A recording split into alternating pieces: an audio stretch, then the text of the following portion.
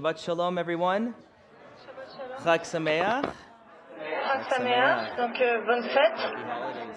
Je suis très content d'être ici avec vous. On a l'occasion aujourd'hui de traverser le livre de Esther. C'est vraiment un très beau récit.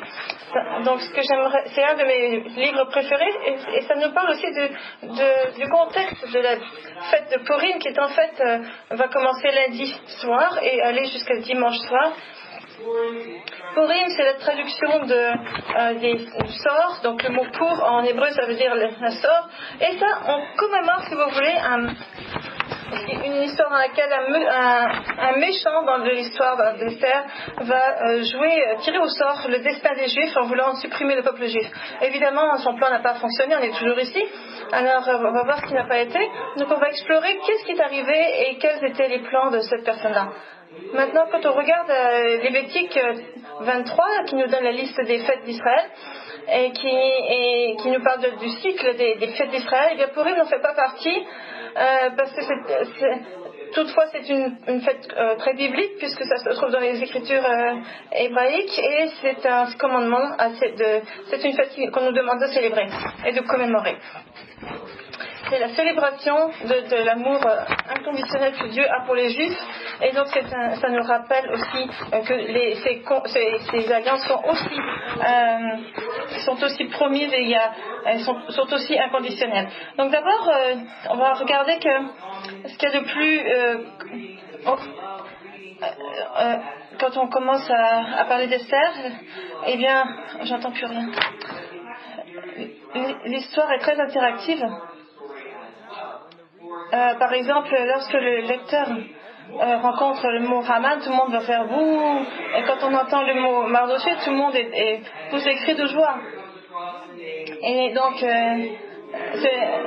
voilà, quand on parle du mot Haman, tout le monde fait bouh dans l'histoire. Ça aide parce que même si vous ne connaissez pas l'histoire, vous allez savoir qui sont les bons personnages de l'histoire et les mauvais. Il y a même certaines congrégations qui font des petites représentations théâtrales à ce sujet. Donc, vous pouvez penser que c'est un peu comme une histoire, un temps de lecture d'histoire avec Macan, mais on fera peut-être les applaudissements et les bouts après mon message. Donc, en fait, ici, ce qui se passe, c'est que on va passer au travers le livre d'Esther, et ensuite les Juifs ils s'échangent des cadeaux et puis ils mangent ensemble. Vous avez remarqué, dès que vous ouvrez le livre d'Esther, il y a des banquets. Alors il y a des banquets, Ahasuérus et la reine Vashti, donc il y a des banquets qui se passent. Et donc à la fin il y a encore un autre banquet. Donc c'est un peu comme si vous pouviez dire que c'est une célébration ici, la célébration, notamment célébrer le fait que Dieu soutient le peuple juif et les croyants. Et donc ils ont essayé de nous tuer. Et puis un peu, si vous voulez un peu résumer les faits juifs, vous pourriez dire ils ont essayé de nous tuer, on a gagné, mangeons ensemble. Et ça, cette formule s'applique à Purim. Troisièmement, il y a évidemment de la nourriture traditionnelle qu'on mange lors de Purim, et vous connaissez ça, les Raman Tashan, qui sont des biscuits. Et vous allez en avoir à la fin. On ne sait pas exactement d'où vient le mot Raman Tashan. Il y en a qui disent que ça veut dire le chapeau de Haman, un chapeau à 3 coins. Il y en a d'autres qui disent que ça veut dire la poche de Haman qui a été remplie de chantage, on pourrait dire, et il y en a d'autres qui disent que c'est les oreilles de Haman parce qu'il s'est fait couper les oreilles lors du moment où il s'est fait punir. Mais peu importe, on les mange même si votre appétit est un peu freiné par ce que je vous dis. Mais parfois, ce qui est, c'est qu'on ne pourra pas lire toute l'histoire aujourd'hui. On va simplement passer à travers les différentes sections du livre afin d'avoir un aperçu général du texte. Alors, sur un plan personnel, une des raisons pour lesquelles moi j'aime beaucoup le livre d'Esther, c'est parce que ça me rappelle que Dieu travaille toujours en arrière-scène. Quand vous lisez les écritures bibliques, parfois vous sentez que vous n'êtes pas à la hauteur même de la cheville d'un des héros de la Bible, et parfois vous pouvez penser qu'on dirait que Dieu ne nous utilise pas d'une façon spectaculaire. Mais cependant, le livre d'Esther est là pour nous rappeler que nous sommes humains et que si on prend un point de vue un peu plus large, eh bien on pourra remarquer que Dieu est toujours en arrière-scène en train de nous aider à le servir. Donc Dieu utilise des circonstances naturelles pour accomplir des choses surnaturelles. Et c'est ça qu'on voit dans ce livre, et c'est un grand encouragement en ce qui me concerne. Aujourd'hui, on va regarder, si vous voulez bien, vous êtes d'ailleurs, ouvrez donc le livre d'Esther. Je vais passer survoler un petit peu certains passages ici. Donc si vous préférez regarder le PowerPoint, c'est libre à vous. Donc on va regarder le livre complet, et c'est un petit peu le plan qu'on va suivre aujourd'hui. Donc, et qu'il faut garder à l'esprit quand on lit le livre d'Esther. Donc on va passer avec l'ascension de Esther du chapitre 1 et jusqu'au chapitre 2. Ensuite on va voir qu'elle est devenue reine. Ensuite on va voir la rédemption du peuple juif du chapitre 2 verset 21 au chapitre 9 verset 19. Ensuite on va voir comment Esther a sauvé le peuple juif, et donc la célébration de Purim qui est suggérée dans le chapitre 9 et le chapitre 10, et donc la commémoration de cet événement. Et un des points principaux dans le livre d'Esther, c'est que Dieu utilise les circonstances naturelles pour accomplir des choses miraculeuses. Donc avant qu'on plonge dans ce livre, j'aimerais rappeler un certain nombre de choses concernant le livre d'Esther. D'abord, on ne sait pas exactement qui a écrit Esther. Donc Dieu, comme je l'ai dit, utilise les circonstances naturelles pour faire des miracles. Et donc, comme on va voir ensemble, il est aussi actif dans nos vies que dans la vie de tous ces héros bibliques. Vous allez voir. Donc, on ne sait pas qui a écrit le livre d'Esther. D'après la tradition, il y en a qui disent que c'est Mardoché qui l'a écrit, parce qu'à la fin du livre, il y a quelques détails qui peuvent être attribués à Mardoché dans Esther 9, verset 20 et verset 29. Il y en a d'autres qui disent que c'est Ezra, d'autres qui disent que c'est Néhémie, parce qu'il vivait à l'époque justement d'Esther. Cependant, on ne le sait pas, et la personne qui l'a écrit était cependant très habile pour écrire donc un roman, était très bon en littérature. On voit qu'il y a un échafaudage du suspense qui nous est donné, et c'était quelqu'un qui connaissait bien la culture perse et les traditions. Et ce qu'on sait aussi, c'est que ça a été écrit un temps relativement long après que les événements aient eu lieu. Deuxièmement, le texte a été écrit à la fois à l'égard des juifs et des gentils, mais pour différentes raisons. Pour les juifs, c'est que qui cherche à s'aligner avec donc le peuple juif, ça nous donne le contexte pour célébrer Purim et pourquoi on le célèbre. Et pour l'audience gentille, en particulier les dirigeants, eh bien ça nous donne, ça apprend aux dirigeants gentils non juifs qu'il y a beaucoup d'avantages à avoir des juifs dans son territoire et notamment dans sa cour. Il y a beaucoup de récits qui sont reliés à la cour des rois. C'était un genre littéraire très commun dans la Bible. On a l'histoire de Joseph en Égypte, Daniel en Babylone, et ici on voit à quel point le peuple juif apporte une plus-value au royaume. Et Mardoché a sauvé la vie du roi. Esther a évité un désastre qui aurait été fait au nom du roi. Donc c'est toujours une bonne chose d'avoir des juifs parmi les dirigeants, parmi la cour, et surtout pendant l'exil. Il y a un certain nombre de particularités qui entourent le livre d'Esther. Maintenant, si Esther, il y a beaucoup de renseignements qui nous sont donnés, mais il y a aussi des particularités, et avec un certain nombre d'interprétations controversées concernant les personnages. Si vous prenez le nom de Dieu qui n'est jamais mentionné, c'est un point important. Et deuxièmement, Esther n'a pas l'air d'être particulièrement pieuse ou proche de Dieu. Ça, ce sont deux points qui sont un petit peu qui donnent à réfléchir. Par exemple, on voit qu'elle a mangé de la nourriture apparemment non cochère. Donc, on voit dans Esther, la jeune fille lui plut, trouva grâce, et donc le roi lui donna pour sa subsistance donc de la nourriture. On voit aussi que Esther ne fit connaître ni son peuple ni sa naissance, car Mardoché lui avait défendu d'en parler. Donc, et est-ce que Esther a eu des relations sexuelles avec le roi? On ne sait pas, c'est un petit peu une zone grise. Et donc, et puis quand Mardoché ne veut pas se fléchir le genou devant le roi, il dit qu'il est juif, mais il ne dit pas que c'est à cause de Dieu ou des préceptes que Dieu lui a donnés. Donc il y a un certain nombre de points controversés qu'on va... Surtout si vous regardez par exemple les commentaires qui sont faits à l'égard de Esther, vous allez voir qu'il y a un certain nombre de commentaires qui sont quand même assez antisémites. Parce qu'il y en a qui disent que par exemple Mardochée il était tout simplement amer et puis il avait une dent contre Haman et que ça n'avait pas grand chose à voir avec son niveau de spiritualité. Donc qu'est-ce qu'on fait avec toutes ces thèses différentes? Eh bien j'ai une proposition. C'est que quand vous regardez le livre d'Esther, il faut vraiment le lire avec des lunettes un peu particulières qui vous permettent de voir que Esther et Mardochée sont des juifs pratiquants et fidèles à Dieu. Et si vous regardez le texte à travers ces lunettes-là, eh bien vous allez voir qu'effectivement c'était des gens qui étaient fidèles à Dieu. On va regarder ça ensemble. Et donc vous allez voir si vous voulez suivre ma thèse ou pas. Donc en fait c'est intéressant parce que nous en tant que croyants, eh bien on se demande aussi où est Dieu, n'est-ce pas? Mais quand on vit dans notre vie quotidienne aussi, on peut se poser la question, mais où est Dieu, n'est-ce pas? Un petit peu comme on dit vis-à-vis du livre d'Esther, où est Dieu? Et pourtant on voit les traces de Dieu partout, les statues de Dieu partout, à la fois dans le livre d'Esther et dans nos vies. Maintenant, allons-y, on a le premier point qui est donc l'ascension de Esther, chapitre 1, verset 2, verset 1 et chapitre 2 jusqu'au verset 20. Donc je vais vous montrer un certain nombre d'images et je trouve que c'est un petit peu foncé malheureusement.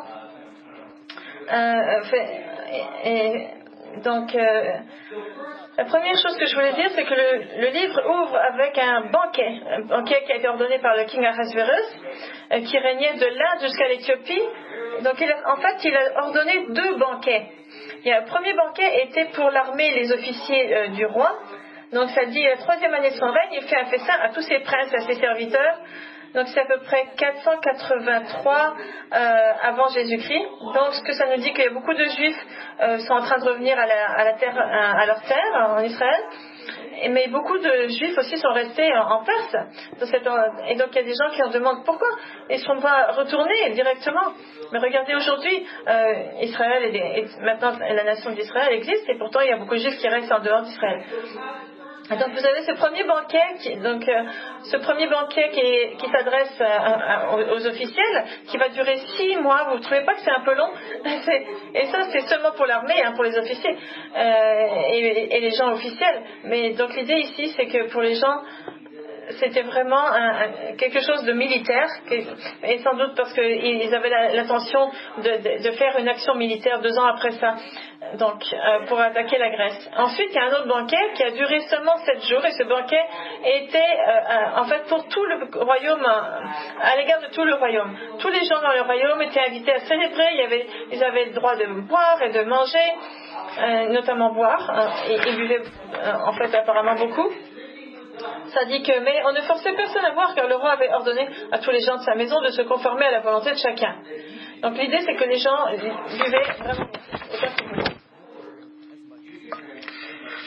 Maintenant, quand vous entendez parler d'une histoire d'un empire au complet à qui on dit aux gens buvez autant que vous voulez, c'est rarement suivi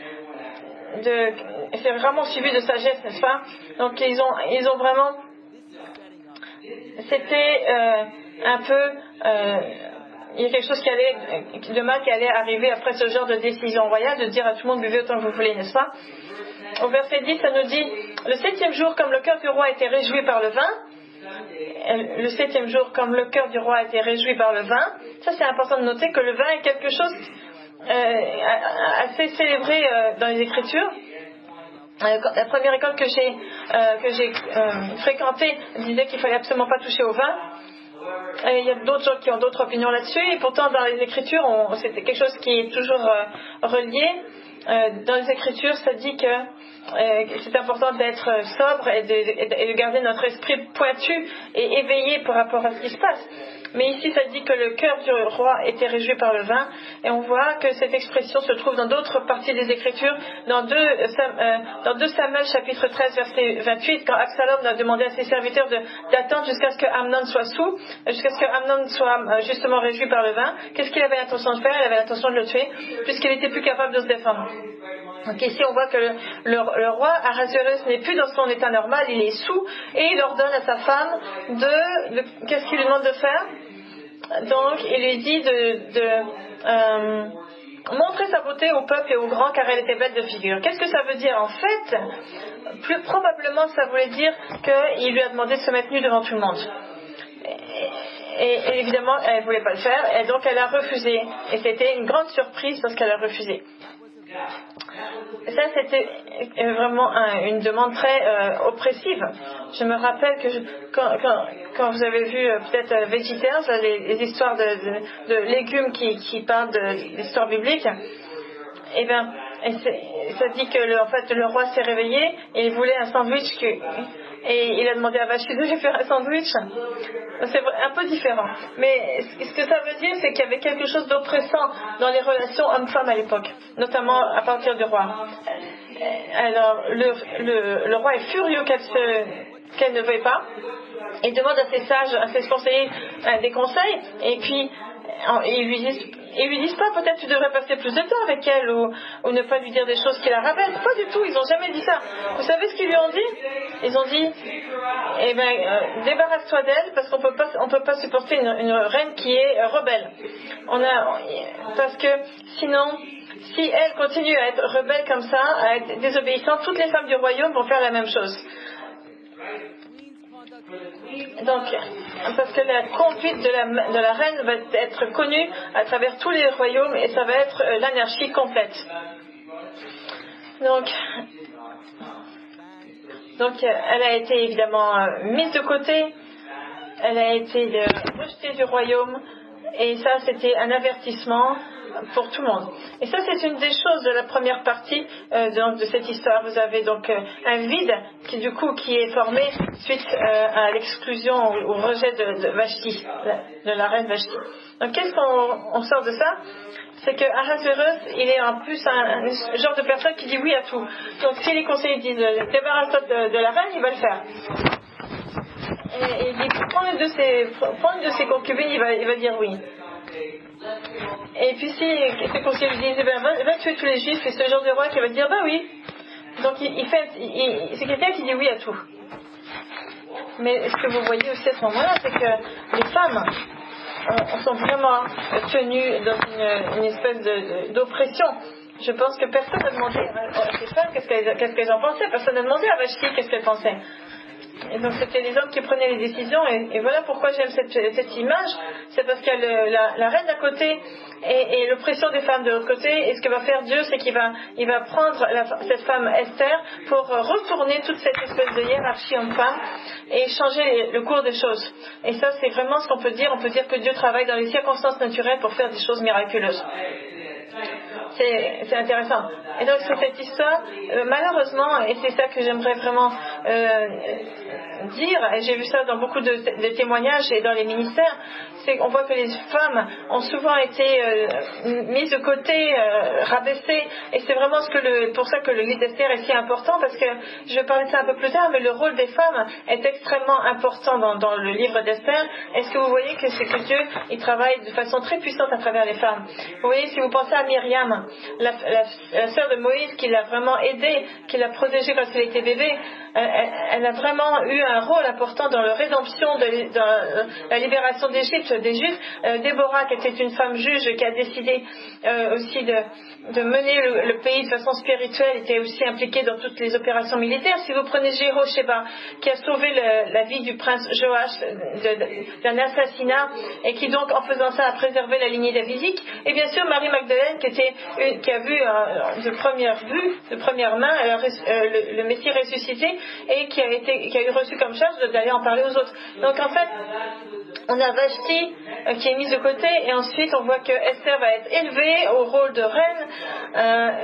Au chapitre D, donc il y avait donc une position vide, et ce que Ahasuerus décide, c'est ils vont rassembler toutes les jeunes vierges du royaume et les amener, et lui va décider laquelle il va marier. Et c'est là où on rencontre Esther et Mardoché.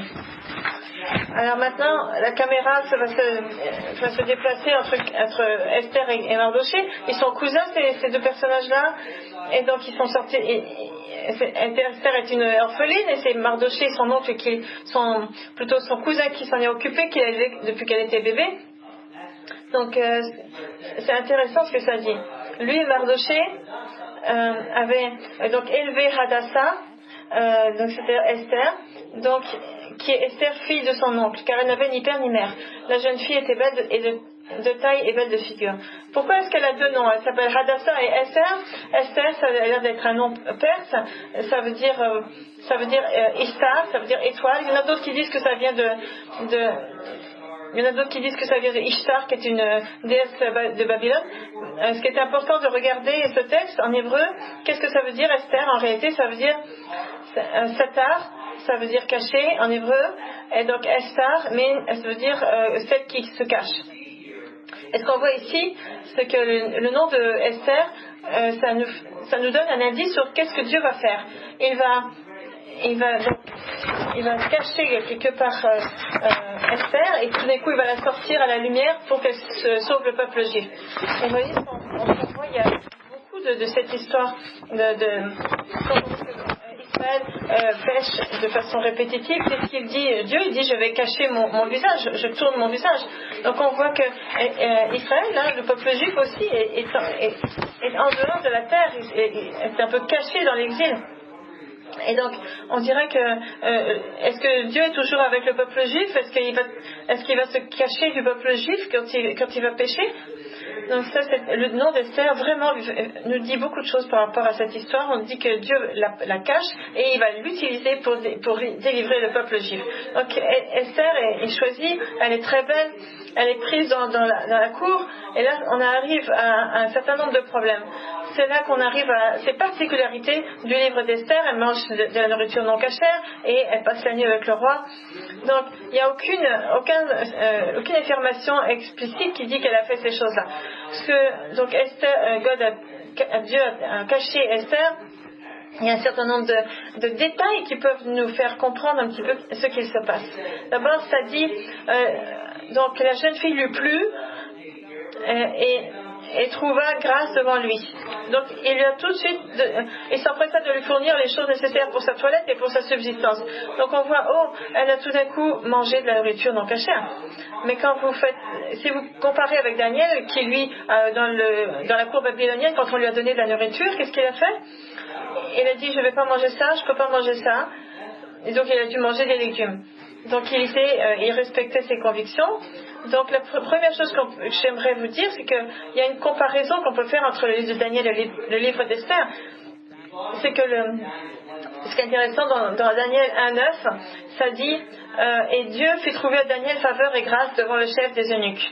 Et donc c'est pour ça qu'il n'a pas eu besoin de manger de la nourriture non cachère. On a exactement le même mot hébreu ici pour le mot justement faveur qui est utilisé vis-à-vis de Daniel et vis-à-vis d'Esther. Et donc il y a deux juifs, ils sont tous les deux dans des cours étrangères, on leur donne de la nourriture et on leur donne à tous les deux une faveur pour justement manger ce dont ils ont besoin. Maintenant, si vous prenez aussi le mot nourriture, ici dans le texte, c'est pas la nourriture de n'importe laquelle, ça parle de manna. Et c'est justement cette nourriture qui était dédiée au peuple juif.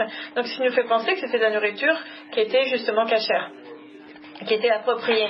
C'était la nourriture donnée pour les prêtres au moment des sacrifices. Donc encore une fois, on dirait d'abord qu'elle ne suit pas le Seigneur, qu'elle fait ce qu'elle veut, mais quand vous regardez un petit peu en détail les mots hébreux qui sont utilisés ici, eh bien vous voyez qu'effectivement, ce n'est pas exactement comme ça.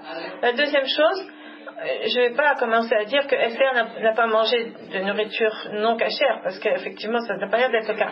Deuxième point, c'est est-ce qu'elle a eu des relations sexuelles avec le roi? Encore une fois, c'est sûr que normalement, les femmes se préparaient plusieurs mois à l'avance et passaient une nuit avec le roi, et ensuite elles retournaient dans le harem. Donc, ça dit, elle y allait le soir et le lendemain matin, elle passait dans la seconde maison des femmes sous la surveillance de Shashgaz, l'eunuque de roi et gardien des concubines. Mais elle ne retournait plus vers le roi, à moins que le roi n'en eût le désir. Donc, elle retourne. Donc, les concubines, habituellement, ce ne sont pas des vierges, elles ont toutes eu des relations sexuelles avec le roi. Et pourtant, on pense que qu'est-ce qui va se passer? Donc, comme une juive, elle ne devrait pas faire ça, n'est-ce pas? Et regardez les détails qui nous sont donnés. Regardez ce que le roi a pour elle. Ça dit, que le roi aima Esther plus que toutes les autres femmes et elle obtint grâce et faveur devant lui plus que toutes les autres jeunes filles. Encore le mot chesed qui veut dire faveur. Donc il y a quelque chose on dirait que Dieu est avec elle et elle a trouvé faveur auprès du roi et il mit la couronne royale sur sa tête et la fit reine à la place de Vashti. Donc il l'aimait plus que toutes les autres femmes, toutes les autres. Elle n'est pas comparée aux autres concubines, elle est comparée aux autres femmes.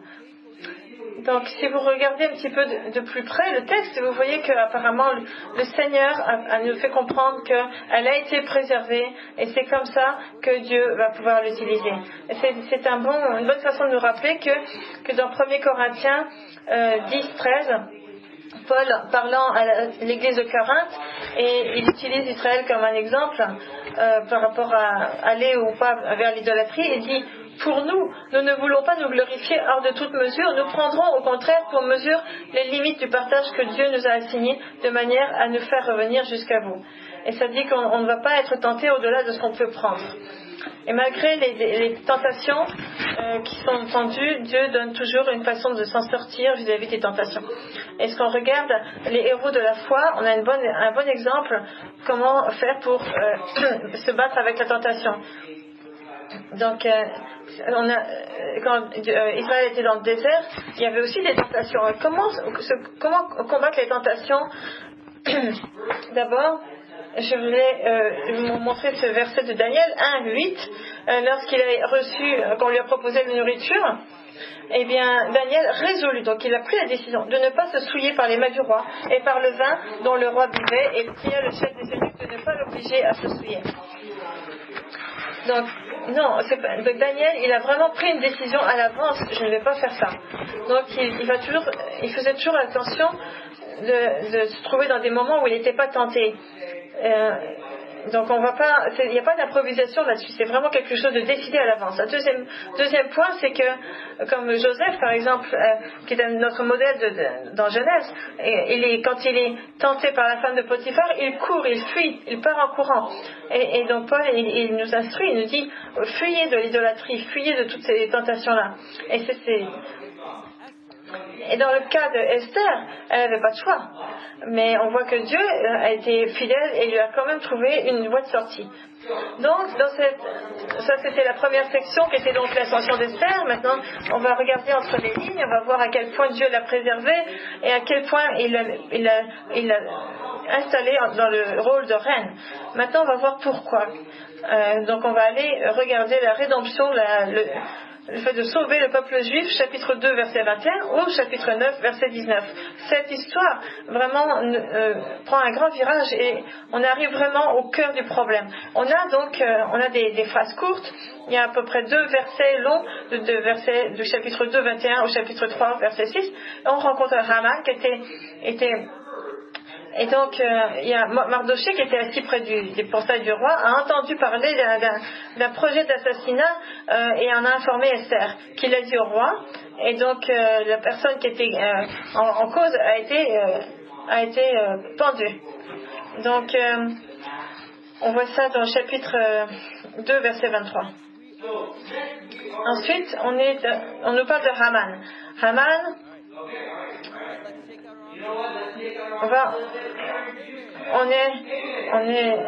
on nous présente Haman. Vous pouvez faire les bruits.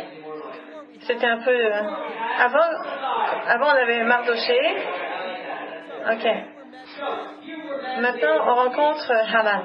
Haman est appelé un Agagite.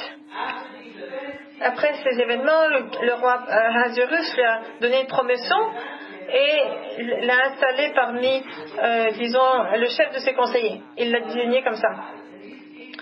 Et donc, pourquoi est-ce que Haman est appelé un Agagite? Mais on n'a jamais entendu parler de ces Agagites-là. La plupart des gens pensent que c'était un lien qui était fait avec Agag, qui était le roi des Amaléciens, qui étaient des ennemis des Juifs. Et donc, en fait, dès le début, on sait qu'il y a déjà un problème parce que c'est pas une bonne nouvelle qu'il soit nommé à ce poste-là. Et on nous dit qu'il voulait que tout le monde se penche, lui fasse une révérence quand il rencontrait des gens. Il n'était pas très humble, on pourrait dire. Et donc, il aurait voulu que Mardoché se fléchisse le genou, et c'est là où ça n'a pas fonctionné. On dit que Mardoché, qui était donc au portail du royaume, n'a pas voulu fléchir le genou. Et quand on lui a demandé pourquoi il ne voulait pas le faire, il a dit « parce que je suis juif ». Et ça, en soi, ça n'a pas vraiment de sens. Surtout si vous ne connaissez pas la culture juive. Mais à cause de ça, beaucoup de commentateurs ont dit que la raison pour laquelle Mardoché ne voulait pas se pencher, c'est parce qu'il était fier, et était arrogant vis-à-vis de Haman. Okay. Et donc, c'est la raison pour laquelle il y en a qui disent que c'est parce qu'il était arrogant. Donc, je ne pense pas que c'est vraiment de ça qu'on parle. En fait, il faut regarder vraiment les détails du texte. Ce que ça dit ici, c'est que Mardoché ne voulait pas fléchir le genou devant lui. Le mot fléchir le genou ici, c'est vraiment adorer. C'est le mot, ça veut dire adorer, louer. Et ça, c'est toujours en lien avec Dieu. Donc, ça ne veut pas. Vous avez évidemment aussi un cas où Abraham aussi il fait une révérence comme ça. C'est pas la même chose. Ici, c'est une histoire d'idolâtrie où et Mardoché ne voulait rien avoir à faire avec l'idolâtrie parce qu'il était juif et parce qu'il aimait le Seigneur et il aimait les commandements de Dieu. C'est la raison pour laquelle c'est tellement important de regarder ce texte avec beaucoup d'attention. Et donc Mardoché et Esther étaient des juifs qui aimaient Dieu. Et donc Haman a été furieux. Et qui est rempli de rage? Est-ce que quelqu'un connaît dans Ahasuérus aussi est furieux. Rappelez-vous, il était furieux, il s'est débarrassé de Vashti. Maintenant Haman est furieux et il veut se débarrasser de qui? De Mardoché.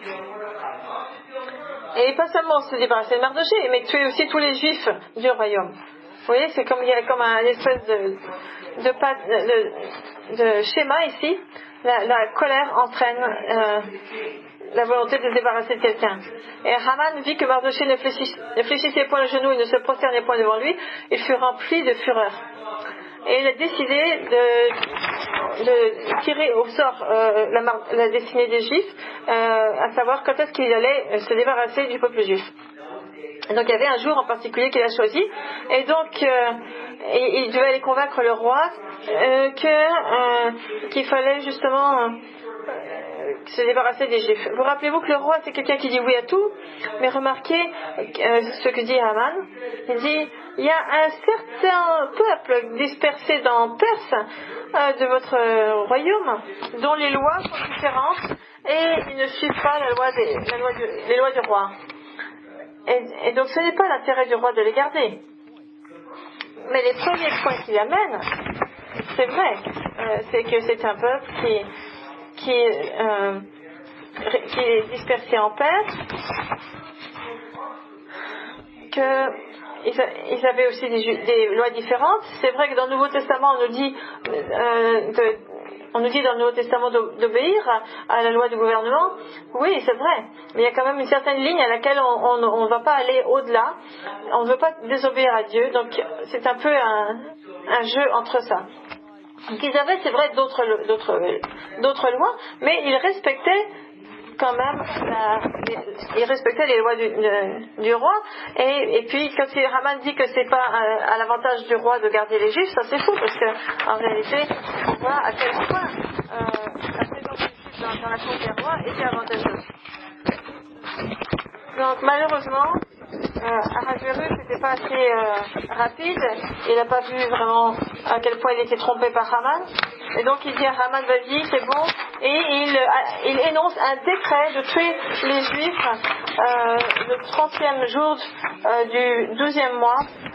Donc ça dit, les lettres furent envoyées par les courriers dans toutes les provinces du roi pour qu'on détruisit, qu'on tue et qu'on fit périr tous les Juifs, jeunes et vieux, petits enfants et femmes, en un seul jour, le 13e du 12e mois, qui est le mois de Hadar, pour que leurs biens fussent livrés au pillage. Et donc Mardoché, donc ça dit que, imaginez, le décret qui est envoyé, donc là qu'est-ce qui se passe? On voit l'intervention de Esther.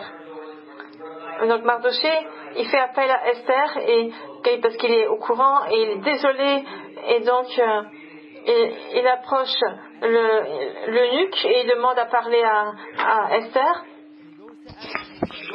Et il va voir Esther et il lui dit, s'il te plaît Esther, utilise sa position pour parler au roi, va lui dire que tu es juive et que ton peuple va être détruit. Mais Esther dit, je ne peux pas. Et elle a une bonne raison pour laquelle elle ne peut pas faire ça. Elle dit, parce que quiconque n'a pas été appelé auprès du roi, celui-là, si on n'a pas été appelé à rencontrer le roi, eh bien on est mis à mort. Donc elle dit, et moi je n'ai pas point été appelé auprès du roi depuis 30 jours. Donc la plupart des gens comprennent, c'est que ils disent que Esther n'a pas été appelée, donc elle ne devrait pas aller voir le roi. Cependant, si vous regardez l'hébreu, le mot c'est 30 jours, qu'est-ce que ça veut dire? Ça veut dire qu'elle a été appelée, on lui a dit de ne pas venir pendant 30 jours. Ça ne veut pas dire que personne ne l'a appelée pendant 30 jours, ça veut dire qu'elle a reçu l'ordre de ne pas aller voir le roi pendant 30 jours. Donc si elle faisait un pas vers le roi, elle serait absolument en désobéissance vis-à-vis du roi. Donc elle fait part de ses doutes auprès de Mardoché, elle a peur de se faire tuer. Elle dit, j'ai peur de venir. Et quand vous lisez les commentaires, il y en a qui disent que Esther ne pensait qu'à son intérêt, mais dans la réalité, c'est que Esther elle était aussi prise à des doutes, comme Abraham aussi a eu des doutes, comme Moïse a eu des doutes. Moïse il a sorti toutes sortes d'excuses pour ne pas faire la mission que Dieu lui donnait. Il y a plein de géants de la foi qui ont eu des doutes. Est-ce que tu vas faire cette lutte pour Dieu ou est-ce que tu t'en vas? Et donc Mardoché, il ne dit pas, t'as raison, oublie ça. Non, il continue. Et il continue à mettre un peu de pression sur Esther parce qu'il veut lui, il est capable d'avoir la grande perspective. Et donc il dit, n'imagine pas, ne t'imagine pas que tu échapperas seul d'entre tous les Juifs parce que tu es dans la maison du roi. Et si tu te tais maintenant, le secours et la délivrance surgiront d'ailleurs pour les Juifs. Et toi et la maison de ton père vous périrez. Et qui sait si ce n'est pas pour un temps comme celui-ci que tu es parvenu à la royauté. Donc l'idée c'est que si tu restes silencieuse maintenant, il met beaucoup de pression sur elle. Il lui dit, de toute façon tu vas te faire tuer. Donc il lui dit que la libération des Juifs arrivera à un autre endroit. Parce que donc lui, il dit que Dieu est présent, que de toute façon les Juifs vont être libérés, mais il y a eu beaucoup de choses qui ont été dites par rapport à ça, parce qu'au niveau du contexte, ça ne me donne pas de sens de dire que la libération arrivera d'ailleurs, parce que si la libération vient d'ailleurs, alors pourquoi est-ce qu'Esther doit faire ce pas vers le roi? Parce que de toute façon la libération arrive d'ailleurs. Mais il dit, mais toi aussi, toute la maison de ton père va mourir, y compris Mardoché. C'est pour ça que beaucoup de gens ils vont réinterpréter ce passage en disant que ça c'est une question rhétorique. En fait, en gros, ça veut dire, t'imagines pas que tu vas y échapper, parce que il y aura certainement une libération qui va arriver de la part de Dieu, mais toute ta famille va y passer. Mais peut-être que Dieu t'a placé ici dans un but particulier, et que c'est peut-être le moment de jouer le rôle que Dieu t'a donné. Et donc, il met un peu de pression sur Esther. Et donc, justement, avec cette bonne dose de culpabilité juive, eh bien, Esther répond, elle dit, va, rassemble tous les Juifs qui se trouvent à Suse et jeûnez pour moi, sans manger ni boire pendant 3 jours, ni la nuit ni le jour. Moi aussi, je jeûnerai de même avec mes servantes et j'entrerai chez le roi, malgré la loi. On dirait qu'il manque un détail là-dedans, dans cette affirmation. On dirait qu'il ne va même pas de la prière. Ça ne suffit pas là, de jeûner quand on jeûne. Elle ne mentionne même pas la prière. Et encore une fois, c'est pour ça qu'il faut regarder avec ces lunettes dont je vous parlais. Il y a quelque chose qui me manque. Regardez, j'aime beaucoup l'échange qu'il y a ce dialogue entre Esther et Mardoché. Donc elle va aller donc se présenter au roi. J'aime ce dialogue entre Mardoché et Esther parce que c'est un grand exemple de ce des besoins qu'on a dans la vie. On a besoin d'avoir des croyants, on a d'avoir une communion avec les croyants, on a besoin d'avoir un exemple, quelqu'un qui va être un mentor pour nous, qui va nous faire en sorte qu'on va avoir des choses à rendre compte. Et Mardoché, lui, il a cette plus grande perspective, et donc le fait que Esther a été choisie par le roi et l'a mise dans une position d'autorité au bon moment, ça veut dire qu'elle va pouvoir faire ce pourquoi elle a été placée. Et donc, le fait qu'elle ait des comptes à rendre, et bien ça c'est important.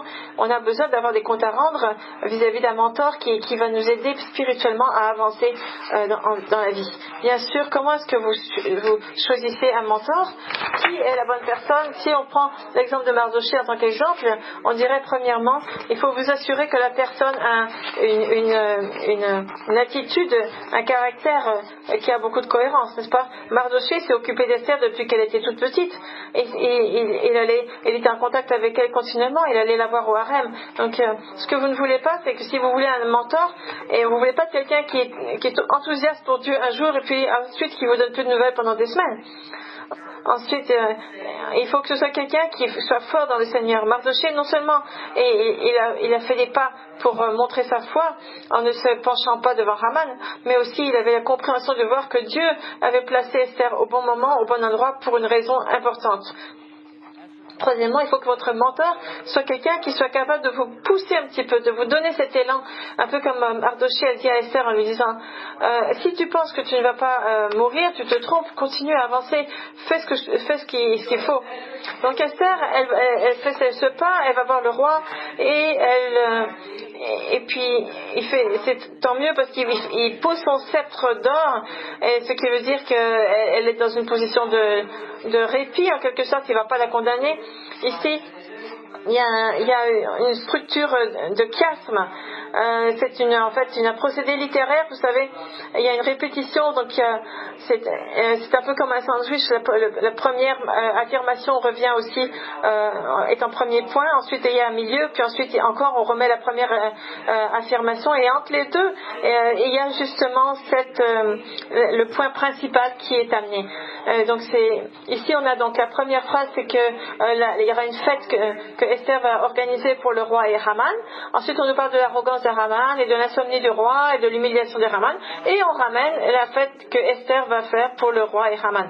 Et cette structure nous fait comprendre que donc ce qui est entre les deux affirmations est le plus important. Et qu'est-ce qui est le plus important? C'est la destinée du peuple juif dans cette région. Et c'est la raison pour laquelle le roi n'arrive pas à dormir. Et donc Esther va inviter Haman et le roi à un banquet à sa maison. Ça va être le dernier banquet. Vashti avait été mise de l'écart. Est-ce qu'on va avoir encore un autre banquet? Et donc qui va être mis dehors? Haman ou Esther? Et donc Haman est sur le point de tuer Mardoché, et puis donc quand il ne dormait pas, le roi, on lui demande de lire les annales du royaume. Quelqu'un lui lit les annales du royaume, et dans ces annales, dans ces archives, ça dit que Mardoché lui a sauvé la vie une fois, mais il ne le savait pas. Il dit moi j'aimerais bien honorer la personne qui m'a sauvé la vie. Et donc le roi dit il demande à Haman, qu'est-ce que tu penses que on devrait faire pour honorer une personne? Et Haman, pensant que c'est de lui qu'il s'agit, il dit il faudrait promener la personne toute costumée sur un beau cheval à travers la ville. Et il dit c'est ce qu'il faut faire. Et ce qui se passe, que c'est pas Haman qui va être amené dans la parade, mais ça va être Mardoché. Et donc vous avez la première phrase, c'était donc pour honorer Haman. Ensuite il a été déshonoré. Donc d'abord on a l'arrogance de Haman vis-à-vis de Mardoché. Ensuite on a son humiliation. Et dans tout ça, c'était pourquoi? C'est parce qu'il y avait un roi perse qui n'était pas capable de dormir. On dirait on voit à quel point Dieu a fonctionné à travers des circonstances naturelles comme l'insomnie du roi. Et parce qu'un roi n'a pas réussi à dormir, et bien c'est comme ça que le peuple juif a été sauvé. C'est comme ça qu'on voit à quel point Dieu travaille derrière la scène. Donc maintenant quand on est passé à travers tous ces détails, on peut voir qu'il y a la fête de Esther. Et le roi dit donc le roi lui dit qu'est-ce que tu veux de moi? Et elle dit viens un banquet. Pourquoi un banquet? Et la première, rappelez-vous, donc le premier banquet, c'était Vashti qui avait été rejeté. Là, on va se demander qui va être mis de côté, Esther ou Haman. Et donc le roi lui dit, peu importe ce que tu me demandes, eh bien je vais, si j'ai trouvé grâce aux yeux du roi, et si plus le roi d'accorder ma demande, que le roi vienne avec Haman au festin que je leur préparerai, et demain je donnerai réponse au roi selon son ordre. Et donc Haman devient très fâché parce que Mardoché ne voulait toujours pas faire de révérence devant Haman, donc il est encore fâché Haman. Donc Haman se tourne vers Zeresh qui est sa femme, et elle va sortir une affirmation théologique très importante. Donc lorsqu'il vit à la porte du roi Mardoché qui ne se levait ni se remet devant lui, fut rempli de colère contre Mardoché. Et donc il se tourne vers sa femme, et sa femme, qu'est-ce qu'elle lui dit? Elle lui dit, Zeresh, sa femme et tous ses amis lui dirent qu'on prépare un bois haut de 50 coudées, et demain matin demande au roi qu'on y pende Mardoché, puis tu iras joyeux au festin avec le roi. Et cet avis plut à Haman et fit préparer le bois. Et donc on arrive, encore une fois, on voit le roi qui voit Haman qui avance vers lui, et il demande à Haman, qu'est-ce que je dois faire pour honorer un homme? Et il lui dit, donc tu lui mets des habits royaux, tu le promènes sur un cheval à travers la ville, et les gens vont crier, oh, regardez l'homme que le roi a honoré. Et le roi dit, faites ça, mais faites ça pour Mardoché. Haman, après cette humiliation, il retourne voir sa femme. Et qu'est-ce que sa femme lui dit? Il lui raconte tout ce qui est arrivé. Et Zeresh va changer complètement sa façon de répondre. Elle va dire, au début elle lui dit, donc va pendre Mardoché. Maintenant elle lui dit, si Mardoché, devant lequel tu as commencé de tomber, est de la race des Juifs, tu ne pourras rien contre lui, mais tu tomberas devant lui. Donc ça, c'est vraiment le point central de tout le livre d'Esther, et ça, c'est un point central qui est mis sur les lèvres d'une femme, et la femme de Haman. Donc, et ça, à cause de ça, et tout ça, c'est pourquoi? C'est à cause de l'alliance abrahamique. Si vous regardez Esther, vous voyez Vashti qui veut se battre contre les inclinaisons charnelles de son mari. Et donc vous avez Haman, et vous avez Zeresh qui va vraiment donner une phrase très importante. Et donc on voit vraiment à travers Vashti, Esther et Zeresh l'importance des femmes dans la Bible.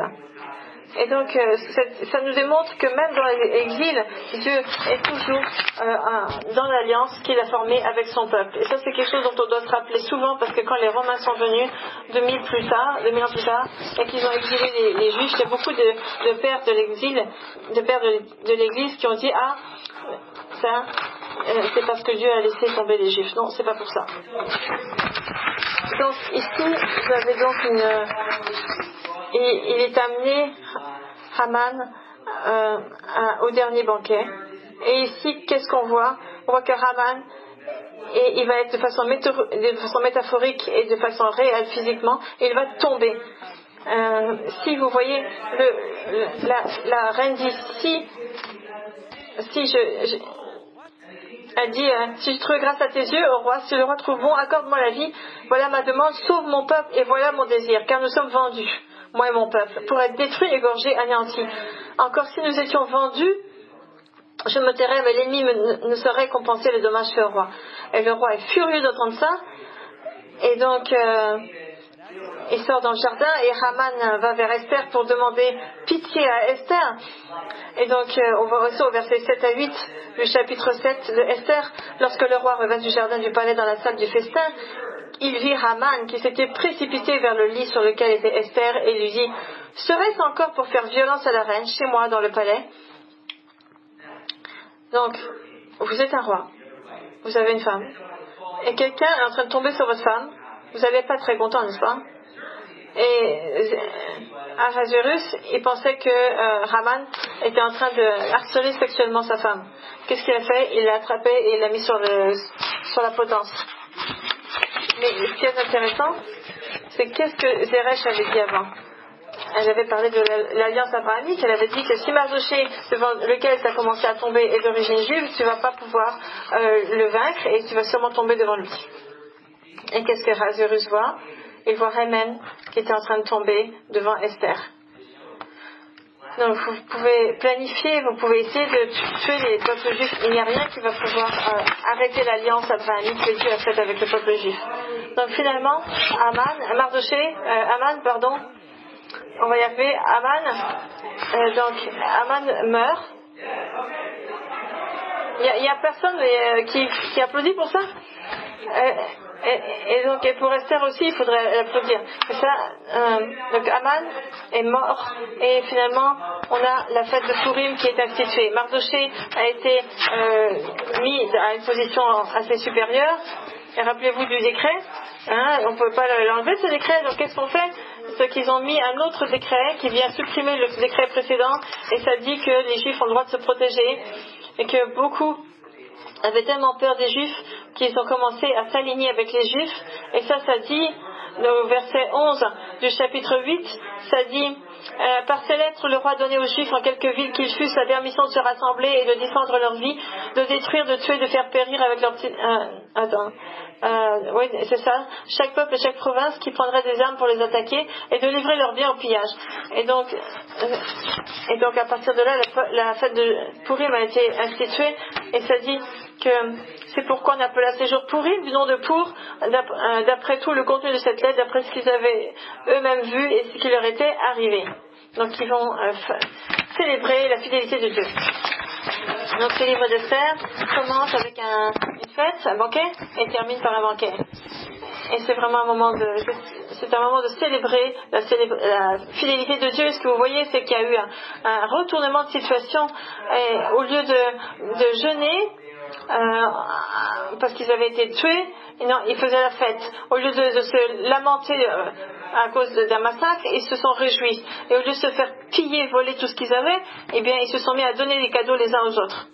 Et c'est pour ça qu'il faut célébrer Purim. Donc, par application, qu'est-ce qu'on peut prendre comme leçon de l'histoire d'Esther aujourd'hui? D'abord, le premier point, c'est que Dieu utilise des circonstances naturelles pour accomplir des tâches surnaturelles. Encore une fois, nous avons toujours une tendance à nous comparer aux autres dans les Écritures, ou même à voir qu'il y a eu des miracles qui sont arrivés, mais est-ce que Dieu travaille dans nos vies aussi?